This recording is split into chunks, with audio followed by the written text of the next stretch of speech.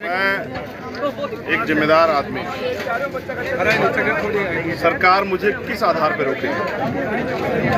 पिछली बार मुझे ऐसा लगा कि मैं राजस्थान में नहीं कि ऐसे स्टेट में आ गया हूँ जहाँ आज़ादी नहीं। बड़े बड़े टैंकर लगा के, गाड़ियाँ खड़ी करके, बलिया लगा के मुझे रोक दिया गया।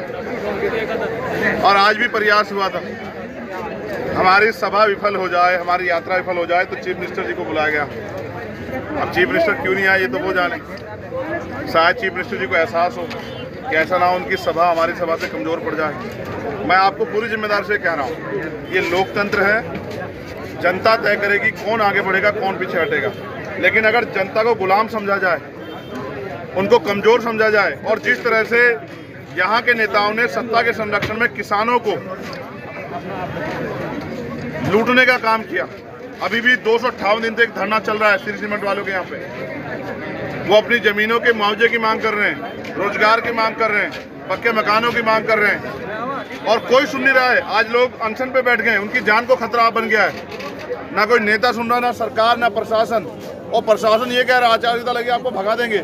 ये बात स्पष्ट करती है कि यहाँ की जो ताकतवर लोग हैं यहाँ के, वो नहीं चाहते किसानों को, नौजवानों को, कमजोरों को, शोषितों, वंचितों को उनके हक अधिकार मिले। और वो कब तक रोकेंगे? इस बार ऐसा ना हो कि मेरा समाज, यहाँ का कमजोर वर्ग उनको ही रोक दे कि वो विधानसभा में जाने लायक ना रहे, और वो इतनी ताकत में रहे कि कलम की ताकत उनके पास हो कि वो किसी का अहित कर पाए।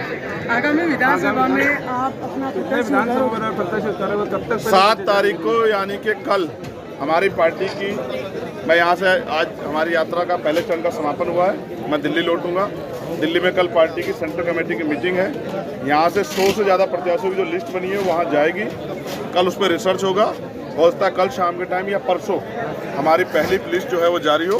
कितने प्रत्याशियों की क्या होगी, यहाँ के प्रदेश अध्यक्ष जी, प्रदेश प्रभारी जी, तमाम सामान्य लोग आपको जरूर बताएंगे। सर, लगातार संविधान बचाओ यात्रा कितने दिनों से और कहाँ तक? आज हमें 9वां दिन है। हमने 27 से 28 जिले कवर किए और हर जिले में बहुत प्यार मिला।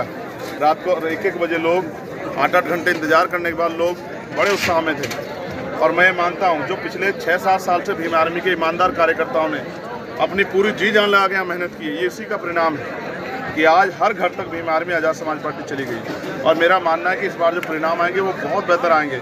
इस बार यहाँ कमज़ोरों की ताकत बनेगी और उस ताकत के दम पे कमज़ोरों के न्याय के लिए, उनके अधिकारों की रक्षा के लिए एक नया बिगुल जो है वो फूटने जा रहा है। समाज में शिक्षा के लिए, शिक्षा के उद्धार के लिए क्या विचार है? किस चीज़ के लिए? शिक्षा के लिए। शिक्षा के लिए नहीं, हर वो हक जो संविधान देश के, प्रदेश के अंतिम व्यक्ति को देता है, प्रदेश में और देश के अंतिम व्यक्ति को, वो सब हमारे एजेंडे में है कि बेहतर शिक्षा कैसे मिले, बेहतर इलाज कैसे मिले, और तमाम तरह की जो बुनियादी सुविधाएं, रोटी कपड़ा मकान, किसी को दिक्कत ना हो। यहाँ कई एरिया में मैं होकर आया हूँ जहाँ आज भी खारे पानी से लोग पीड़ित हैं, बीमारी हो रही है। सरकार के पास कोई एजेंडा नहीं। ERCP का जो मामला है वो पेंडिंग में पड़ा हुआ है, दोनों सरकारों के आपसे मिली भगत की वजह से। बहुत सारे ऐसे इशू हैं। CHA के बच्चे जो हैं मुझे लगातार मिले, उन्होंने कोरोना काल में सेवा की, उनको नौकरी नहीं दी दोबारा। उसके बाद जो तृतीय श्रेणी के टीचर हैं वो ट्रांसफ़र के लिए परेशान रहे। इनकी आपसी राजनीति में वो आज तक ट्रांसफ़र की वजह से परेशान है। आशा आंगनबाड़ी कार्यकर्ता परेशान है। नौजवान बेरोजगारी के चरम पे देखते हुए परेशान घूम रहा है पढ़ लिख के। और भर्ती में घोटाले क्या हो रहे हैं आपने देखा। और मैं ये भी नहीं कह रहा हूँ कि इससे पिछले वाली अच्छी थी, उन्होंने तो 2 अप्रैल 2018 को बहुत मार पड़े हमारे लोगों को। तो हमें इन दोनों पार्टियों से अब इनको किनारा करते हैं, इनको जय भीम करते हुए अपनी पार्टी को मजबूत करके अपनी पार्टी को ताकतवर बनाना है, क्योंकि इन्होंने हमारे बारे में नहीं सोचा। अब हमारे लोग भी इनके बारे में सोचना बंद करें। किसानों के धरने पर भी पहुंचे आप, किस तरह की वार्ता हुई?